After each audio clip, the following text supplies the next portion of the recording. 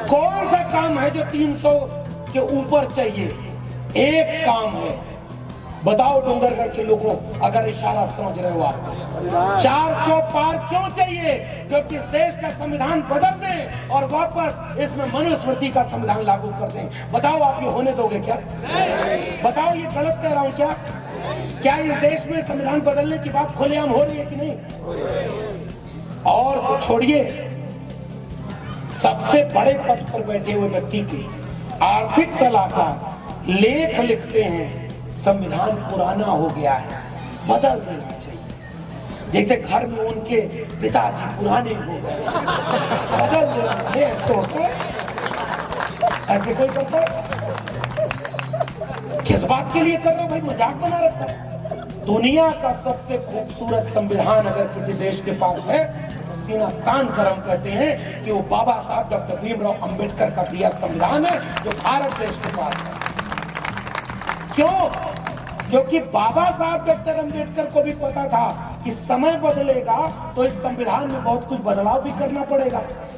तो उसी संविधान में इसका प्रावधान भी है कि अगर कोई चीज समय के मुताबिक आपको बदलनी हो तो संविधान संशोधन कर लीजिए। और आज तक इस देश में 100 से ज्यादा बार संविधान संशोधन हो चुका है। तो संविधान तो वैसे ही बदलना, उससे काम नहीं चल रहा है। अब की बार उससे पार, जैसे लग रहा हलवा है। पहले मांगा था उनको 60 साल, हमको 60 महीना, मांगा था कि नहीं मांगा? फिर कहा नहीं काम पूरा हुआ, एक बार फिर से हमारी सरकार, एक बार और मिल गया। अब की बार फिर से गांव का सबसे शरारती आदमी है, वो खाना कम खाता है और खीर के ले जाता, एक बार और चाहिए। जैसे लग रहा खीर खा रहे, हलवा खा रहे। लोकतंत्र है ना, लोकतंत्र में 5 साल पर चुनाव क्यों होता है? बताओ पढ़े लिखे समझदार लोगों। 5 साल जिसको मौका दिया उसने काम किया तो फिर मौका दे देना, और अगर काम न किया तो कुर्सी से उतार देना और दूसरे को मौका दे देना। इसका नाम है लोकतंत्र, और उस लोकतंत्र को बनाया भारत के संविधान ने। 2047 का ख्वाब दिखाया जाए। कहे रे भैया, अगर इतना काम करना होता तो अब तक कर देते। कोई बात, रोजगार नहीं मिला, कोई बात नहीं, हम रोजगार के लिए कुछ और सरकार चुन लेंगे। काला धन नहीं आया, कोई बात नहीं।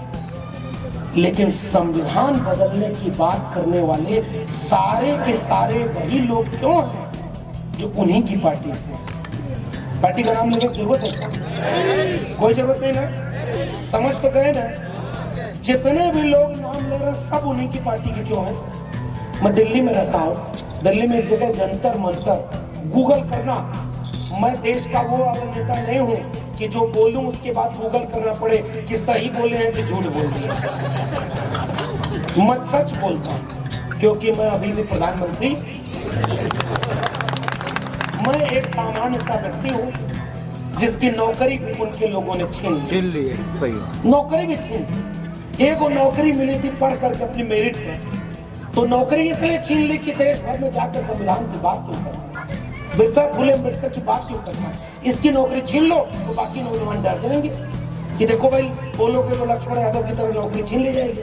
घर परिवार वाले डराएंगे, अब मत बोला करो जोर से, पहले नौकरी ले लो फिर बोलना। नौकरी ले लोगे नौकरी निकाल देंगे। उन्होंने सोचा कि नौकरी से निकाल देंगे तो डर जाएगा, चुप हो जाएगा। मेरा एक ही गुनाह था साहब, नौकरी में निकाले जाने का, कि मेरे लहजे में जी हजूर न था और कोई मेरा कसूर न था। वो चाहते थे कि उनकी जी हजूरी करे, वो चाहते थे कि जो वो बोलते हैं वो मैं बोलूं, वो चाहते थे कि जैसा भारत वो बनाना चाहते हैं वैसा भारत बनाने में उनका साथ। मैंने कहा नहीं, किसी भी धर्म से, किसी भी चीज से ये भारत नहीं चलेगा। तुम नौकरी छीन लेना छीन लो, लेकिन मैं पूरे देश में खड़े होकर बोलूंगा अगर ये देश चलेगा तो भारत के संविधान से चलेगा और किसी के लिए देश नहीं चलेगा। और तब जाकर मैंने आंख में आंख मिलाकर कहा कि तुम चाहते थे चुप हो जाएगा, डर जाएगा, तो हमने भी कहा जुल्म के साये में लब खोलेगा कौन, और हम भी चुप रहे तो फिर बोलेगा। बाबा साहब अम्बेडकर के सामने भी मौका था कि चुप होकर के अपना परिवार बचाते, 4-4 बच्चे असमय मौत के शिकार नहीं होते। बताओ अम्बेडकर के मानने वाले लोगों इतिहास पता है कि नहीं? बाबा साहब अम्बेडकर अपना परिवार देखते तो उनकी पत्नी क्या असमय निधन उनका हो जाता क्या? महात्मा ज्योतिबा फूले अपना परिवार देखते तो क्या उनको घर से निकाल दिया जाता क्या? वो सब अपना परिवार अगर देखते होते।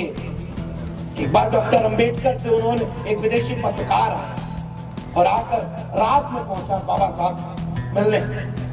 बाबा साहब किताब पढ़ रहे थे। वो आके पूछा कि डॉक्टर अंबेडकर आप सोए नहीं? डोंगरगढ़ के लोगों, मेरा असली पैगाम अगर समझ जाना तो गांव-गांव से फैलाना आपकी जिम्मेदारी है। डॉक्टर अंबेडकर आप सोए नहीं? डॉक्टर अंबेडकर ने पलट के कहा, मैं जाग रहा हूं क्योंकि मेरा समाज सो रहा है, और अगर मैं भी सो गया तो मेरे समाज को जगाएगा। बच्चे कुर्बान हुए, पत्नी असमय चली गई, परिवार में अच्छा कुछ नहीं हुआ, सारे चुनाव हारते गए बाबा साहब, फिर भी इतनी कुर्बानी देकर के एक वाक्य बोल करके गए कि बड़ी मुश्किल से कारवां यहां तक पहुंचाया, इसे आगे ले जाना, और आगे न ले जा पाओ तो यहीं छोड़ देना, इसे पीछे मत जाने देना। बताओ डोंगरगढ़ के लोगों दिल पर हाथ रख करके कि बाबा साहब अम्बेडकर का कारवां आज मीलों पीछे नहीं ले जाया जा रहा है। गया कि नहीं गया? कैसे गया? मैंने कहा कि लब खोलेगा कौन, मैं भी चुप रहा तो बोलेगा कौन। मैंने किताब लिखकर वो सारा सच कह दिया कि जिस शिक्षा और कलम किताब के लिए बिरसा मुंडा ने, ज्योतिबा फूले ने, डॉक्टर अंबेडकर ने लड़ाई लड़ी और संविधान ने सबको शिक्षा का अधिकार दिया, वो शिक्षा बिक गई है। ये बात बताने के लिए मैंने ये किताब लिखी, और ये किताब आपको पढ़ने के लिए इसलिए नहीं कर रहा हूं कि मेरी किताब, लेकिन अगर आपको भी अपने बच्चों की शिक्षा की चिंता होगी ना, आपको अपने स्कूल, कॉलेज और विश्वविद्यालय की चिंता होगी ना, तो एक बार इस किताब को खरीद कर पढ़िएगा जरूर। आपकी आंख खुली जाएगी कि जो अधिकार डॉक्टर अंबेडकर ने संविधान से दिया कि पढ़ेगा इंडिया तो आगे बढ़ेगा इंडिया, नारा लगाने वालों ने शिक्षा बेच दिया है। न पढ़ेगा इंडिया, न आगे बढ़ेगा इंडिया, न सवाल पूछेगा इंडिया, और गुलाम रहेगा इंडिया। इसलिए एक शान संविधान के नाम तब सार्थक होगी जब शिक्षा को बचाने के लिए ये कार्यक्रम खत्म हो, घर लौटो आप तो रात में सोने के पहले एक बार सोचना, इस किताब को गूगल करके इंटरनेट से मंगाना और पढ़ना कि अगर शिक्षा थी तो शिक्षा में आरक्षण मिला था, बाबा साहब अम्बेडकर का दिया हुआ, और शिक्षा प्राइवेट हाथों में बिक जाएगी तो आरक्षण बचेगा? बताइए बचेगा? आज सरकारी स्कूल केवल मिड डे मील के लिए गरीब, कमजोर, मजलूम के बच्चे जाते हैं। जिसकी जेब में पैसा है वो अपने बच्चों को सरकारी स्कूल में भेजता है क्या? उसके बच्चे डीयू, जेएनयू, जामिया पढ़ने जा रहे हैं, और जो ताकतवर है उसके बच्चे कोलंबिया यूनिवर्सिटी में जा रहे हैं, अशोका गलगोटिया में जा रहे हैं, हार्वर्ड, कैम्ब्रिज में जा रहे हैं, और हमारे आपके बच्चे कहाँ जा रहे हैं? अब मैं ज्यादा बोलूंगा नहीं, आचार संहिता लगी हुई है। अब इशारे में समझ जाइए कौन से रंग का झंडा लेकर कहां घूम रहे हैं आपके और हमारे घर के बच्चे। इशारे में समझ जाइए। तो चाहूं तो संविधान क्यों हमारी जिंदगी बदलने का दस्तावेज है, पूरी रात उस पर भाषण दे सकता हूं, क्योंकि मैंने किसी, अब जाने दीजिए कुछ और नहीं कहूंगा, आचार संहिता लागू है, लेकिन इतना कहूंगा मेरी सारी डिग्रियां ओरिजिनल है, पढ़ाई करके यहां तक का सफर